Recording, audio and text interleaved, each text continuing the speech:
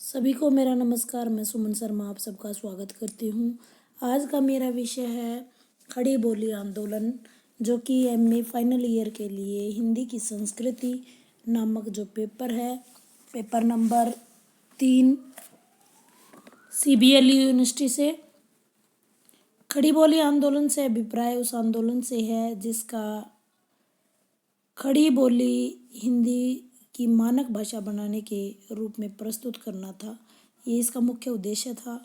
आंदोलन के लंबे चलने की वजह तत्कालीन अंग्रेजी सरकार का उर्दू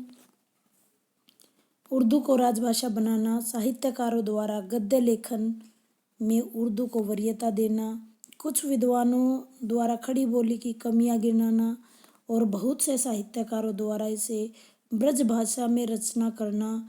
इन्हीं सभी कारणों के कारण यह आंदोलन लंबे समय तक चला और आखिरकार 20वीं सदी में आंदोलनकारियों को विजय प्राप्त हुई।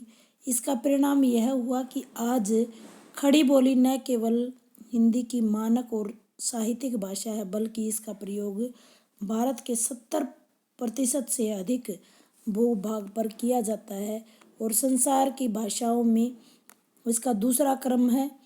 आने वाले समय में भी इसके विस्तृत होने की संभावनाएं बनी हुई हैं। विस्तार पूर्वक आंदोलन को समझने के लिए खड़ी बोली का अर्थ, प्रयोग और व्युत्पत्ति को समझना अति आवश्यक है। अब तक सिर्फ हमने इसकी भूमिका को देखा है। अब देखिए, खड़ी शब्द का जो प्रयोग है वो संसार में सभी वर्तमान भाषाओं के लिए कर सकते हैं, क्योंकि संसार में प्रत्येक जाति के लिए अपनी भाषा में उदयता, सौंदर्यता और जीवंतता की सुखद अनुभूति होती है। खड़ी बोली को हम इन 4 बिंदुओं के माध्यम से समझ सकते हैं। सबसे पहले उत्तर भारत के दिल्ली मेरठ जनपद की पुरानी भाषा है, वर्तमान जन भाषा हम इसको कह सकते हैं। खड़ी बोली जो मानक भाषा है और 10 राज्यों की जन भाषा है, जातीय भाषा के रूप में विस्तृत है। भारत के बाहर भी व्यवहार और आर्थिक संबंधों की भाषा के रूप में विकसित है। हिंदू, उर्दू और हिंदुस्तानी तीनों शैलियों में लिखी जाने वाली भाषा है। अब प्रश्न ये उठता है कि खड़ी बोली का प्रथम प्रयोग कब हुआ है। तो खड़ी बोली का जो प्रथम प्रयोग है वो विवादास्पद है, काफ़ी विवाद इसके ऊपर हैं, लेकिन सर्वमत यह है कि सर्वप्रथम 1803 में सदल मिश्र ने नचिकेतोपाख्यान, जिसे चंद्रावती भी कहा जाता है, 1803 में इसमें पहली बार प्रयोग हुआ। इसके बाद लल्लू लाल द्वारा लिखी प्रेम सागर में इसका लिखे होने की बात की गई। इसे दिल्ली आगरे की खड़ी बोली का प्रयोग भी कहते हैं। इसके नामकरण के अनेक आधार माने जाते हैं। आइए इसकी व्युत्पत्ति के आधार पर चलते हैं। इसकी उत्पत्ति 2 इसमें मत हैं। उर्दू से खड़ी बोली की उत्पत्ति और ब्रज भाषा से खड़ी बोली की उत्पत्ति। इसमें उर्दू से खड़ी बोली की उत्पत्ति वाले कौन कौन से विद्वान हैं वो मैंने डायग्राम के माध्यम से आपको दिखाने की कोशिश की है कि अंग्रेजी सरकार की नीतियाँ, Fort William College, Gilchrist, Lallu Lal, इसके समर्थक जो गरसादा तासी, बिम्ब, ग्रियर्सन, FE और सैयद अहमद खां। भारतीय विद्वानों में चंद्र शर्मा गुलेरी, जगन्नाथ रत्नाकर, भगवान दीन हैं। ब्रज भाषा को खड़ी बोली की उत्पत्ति मानने वाले बाल मुकुंद गुप्त हैं, मौलाना मोहम्मद हुसैन हैं और अंग्रेजी विद्वान विटसन हैं। विवाद के क्या कारण हैं, खड़ी बोली के क्या क्या अर्थ लोगों ने लिए हैं और इसके विवाद के कारण क्या बने हैं। तो खड़ी को खड़ा, खरा, प्योर, जेन्युइन, गवारू, ठेठ, स्टैंडिंग, आम, इंटरेक्ट, चलती बोली, प्रचलित बोली और जनभाषा कहा गया है। जो मैंने शॉर्ट में लिखे हैं ये तथ्यों को याद करने के लिए कि जनभाषा इसे सुनीति कुमार चटर्जी ने कहा है। इसे डाकिनी, पिचासिनी, बास, बद्धी भाषा भी कहा गया है। माधुर्य के अभाव के कारण इसे खरी, खोटी, सूखी, कर्कश और भोंडी शब्द भी कहे हैं। अक्रांत होने के कारण इसे खड़ी बोली कहा है। कैसे कर्कश, ये कामता प्रसाद गुरु ने कहा है। ये इसके विवादों के कारण जान लेते हैं। विवाद के जो कारण हैं, उर्दू को कंपनी ने दफ्तर की भाषा घोषित कर दी, इसलिए विवाद का कारण बनी। दूसरी कि इसको शिक्षा का माध्यम जो है खड़ी बोली को बनाया गया। खड़ी बोली विरोध की भाषा हो गई और ये विरोध का जो प्रमुख स्वर है वो सर सैयद अहमद का नाम सबसे आगे आता है। उन्होंने हिंदी को यानी खड़ी बोली को गोवारी भाषा कहा। ब्रज भाषा की अपेक्षा इसमें मधुरता का अभाव है, इसलिए इसे पद्य की भाषा न मानकर बहुत सारे विद्वानों ने गद्य की भाषा मानी। स्वयं भारतेंदु ने भी हिंदी वर्धनी सभा प्रयाग में भाषण देते हुए कविता इस भाषा को भोंडी भाषा कहा। उन्होंने भी कभी भी गद्य में उसका प्रयोग किया, कभी भी कविता के अंदर खड़ी बोली का प्रयोग नहीं किया। सुधाकर द्विवेदी, बद्रीनारायण प्रेमधन ने भी ऐसा ही माना। 5वें पॉइंट की तरफ चलते हैं कि खड़ी और खरा का विवाद से बचने के लिए इसे गिरी और पड़ी के स्थान पर खड़ी शब्द का प्रयोग किया गया। इस मत के समर्थक सुनीति कुमार चैटर्जी, लाला भगवान दीन, पंडित विश्व प्रसाद मिश्र और डॉक्टर आशा गुप्ता हैं। जो भाषा पहले से डली हुई है, फेंकी हुई है अर्थात पड़ी हुई है, वही जनमानस ने उठाकर साहित्यिक क्षेत्र में जब खड़ी की या खड़ी हुई तब उसे खड़ी बोली कहलाई हुआ। ये समर्थक नेट की परीक्षा में भी बहुत बार ये प्रश्न पूछा जाता है कि किस विद्वान ने ये कहा गया खड़ी और पड़ी कि पहले भाषा डली हुई थी, फेंकी हुई थी, पड़ी हुई थी, उसे जन भाषा से उठाकर साहित्यिक क्षेत्र में खड़ी की गई, उसको खड़ी बोली कहा जाता है। यह कथन के समर्थक कौन है? तो इस सुनीति कुमार चैटर्जी हैं। ओक्रांत बोली जैसे कि ब्रज, गुजराती, राजस्थानी में पड़ी और आक्रांत बोली खड़ी बोली को कहा गया और बहुत सारे विद्वान जो है इसको मानते हैं। इसके समर्थक चंद्र शर्मा गुलेरी, कामता प्रसाद गुरु और नथुराम शंकर जी हैं। खड़ी बोली निष्कर्ष के तौर पे जो ये सारे चीज़ों का कि किसी ने से पड़ी बोला, खड़ी बोला, गवारी बोला, कर्कश बोला, उसमें मैं कहना चाहूँगी कि खड़ी बोली शब्द न तो ब्रज भाषा के माधुर्य की अपेक्षा कर्कशता और शुष्कता का द्योतक है, न ही इसकी उत्पत्ति किसी बोली के वजन पर हुई है, न ही ये उर्दू या रेखते से शुद्ध करके गढ़ी हुई है, और न यह एक निर्मल, शुद्ध, प्रचलित और सुस्थिरता का द्योतक है। आइए इस खड़ी बोली की हम बातें कर रहे हैं तो इसकी कुछ विशेषताओं को जान लेते हैं। इसमें सबसे पहले जो न है,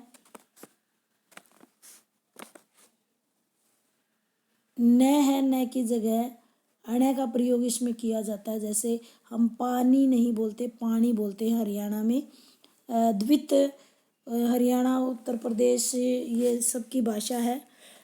द्वित और संयुक्त व्यंजनों का प्रयोग इसमें है, जैसे बेटा यानी दो दो, थोड़ा सा इसमें बलाघात का प्रयोग किया जाता है। जैसे 81 को हम बोलते हैं 81, इकट्ठा नहीं बोलेंगे कि इकट्ठा कर लो।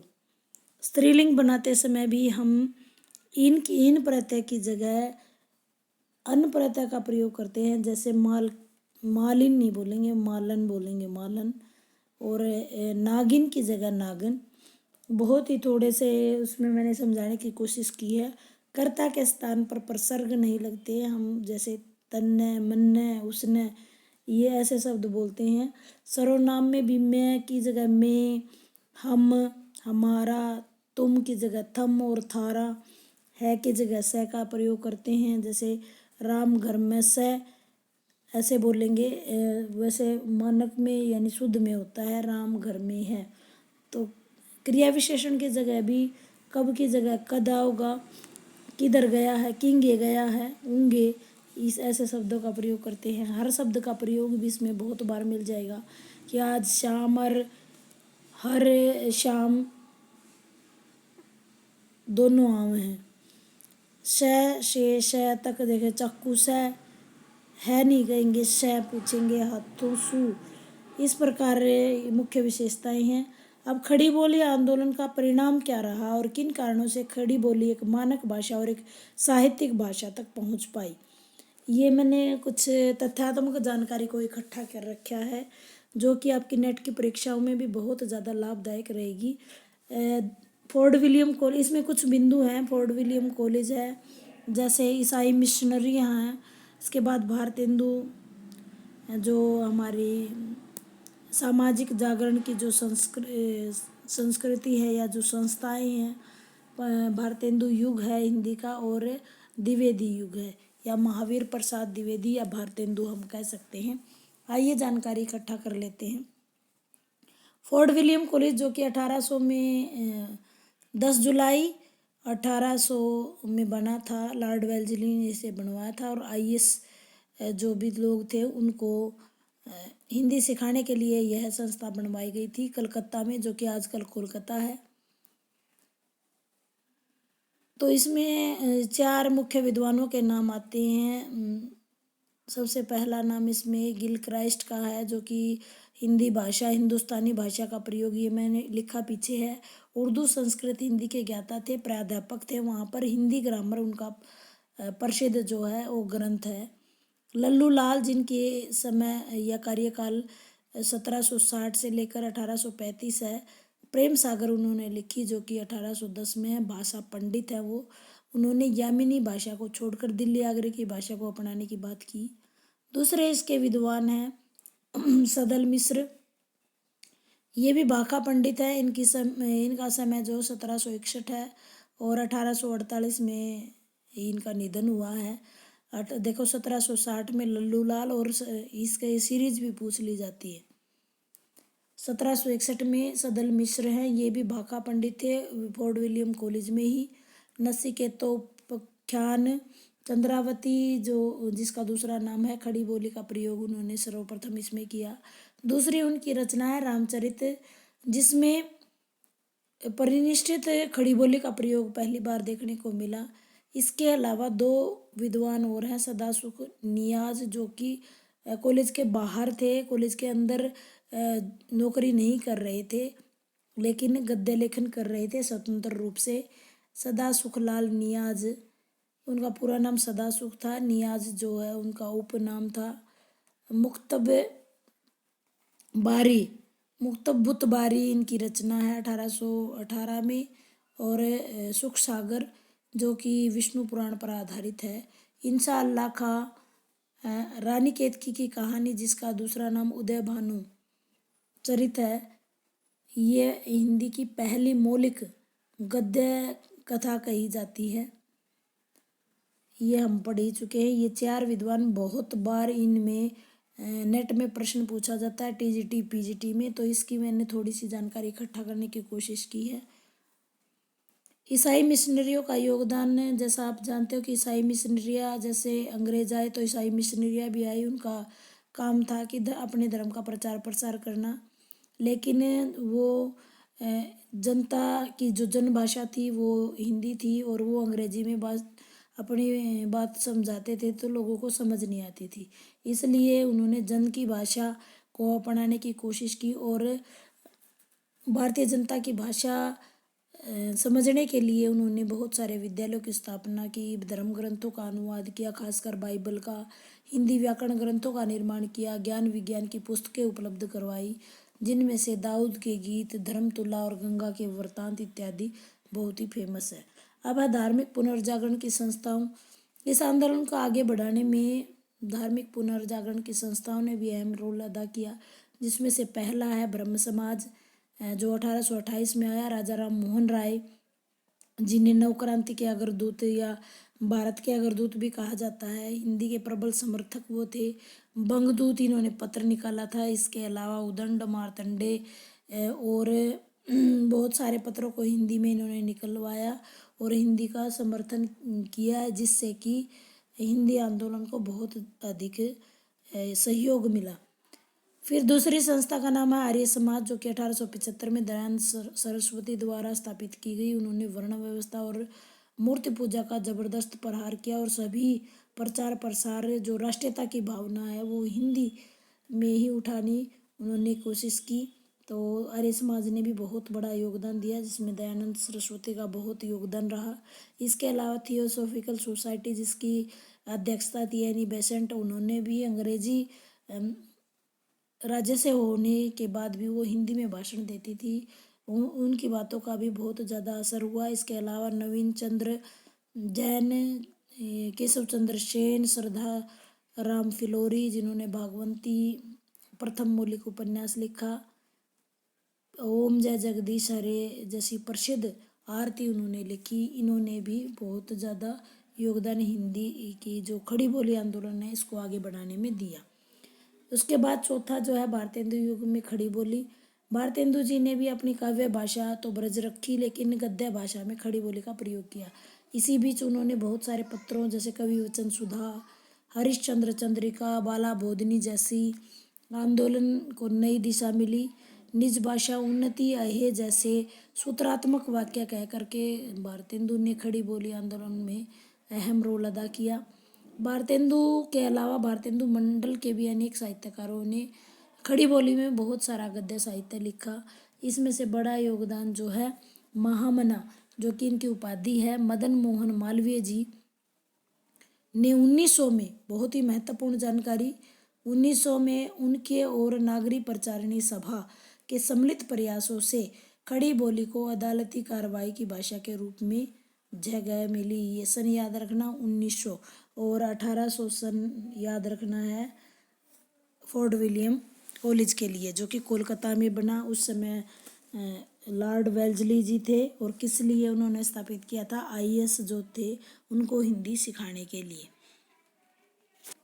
इसके अलावा जो है महावीर प्रसाद द्विवेदी और खड़ी बोली, जैसा कि आप जानते हो सरस्वती पत्रिका 1900 में आई थी, 1900 में शुरू हुई थी, जिसके संपादक श्याम सुंदर दास जी थे, लेकिन 1903 में ही इसका संपादन महावीर प्रसाद द्विवेदी ने संभाला था। और सरस्वती पत्रिका और को खड़ी बोली मजबूत करने में महावीर प्रसाद द्विवेदी और खड़ी बोली दोनों का अहम योगदान है। मैथिली शरण गुप्त, जिन्होंने पहली विशुद्ध खड़ी बोली में रचना लिखी, जयद्रथ और भारत भारती, इससे इस आंदोलन की जो सफलता है वो प्रमाणित हो जाती है। आचार्य रामचंद्र तिवारी ने कहा है कि जयद्रथ वध की प्रसिद्धि ने ब्रज भाषा के मोह का वध कर दिया और भारत भारती की लोकप्रियता खड़ी बोली की विजय सिद्ध हुई। वस्तुतः द्विवेदी युगीन काव्य इस बात का इतिहास है कि खड़ी बोली की अपरिपक्वता, अव्यवस्था और अमार्दव, जो कि ये मैंने मीनिंग साथ में लिखे हैं, अमृदुता और कठोरता से किस भांति परिपक्वता, व्यवस्था और मार्दक तक पहुंची है, हम इसके निष्कर्ष पर पहुंच चुके हैं। आज इस आंदोलन की सफलता के परिणाम स्वरूप खड़ी बोली, जो कि हिंदी न केवल देश की व्यापक साहित्यिक मानक भाषा बन पाई है, देश की राजभाषा और राष्ट्रभाषा बनने की तैयारी में है। खड़ी बोली हिंदी आज एक सम्मानित अंतर्राष्ट्रीय भाषा बन चुकी है। विश्व में बोले जाने वाली संख्या में देखिए बहुत जगह तीसरा क्रम है, लेकिन आज के आधुनिक आंकड़ों के अनुसार ये दूसरे क्रम में आ चुकी है। आज यूरोप और अमेरिका जैसे देशों में पढ़ाई जाती है और आगे इस भाषा का जो भविष्य है बहुत ही उज्जवल है। उम्मीद करती हूँ खड़ी बोली आंदोलन आपको एक सम्मिलित रूप में मिला होगा। बहुत ज़्यादा प्रश्नों को मैंने इसमें कंबाइन करने की कोशिश की है। धन्यवाद।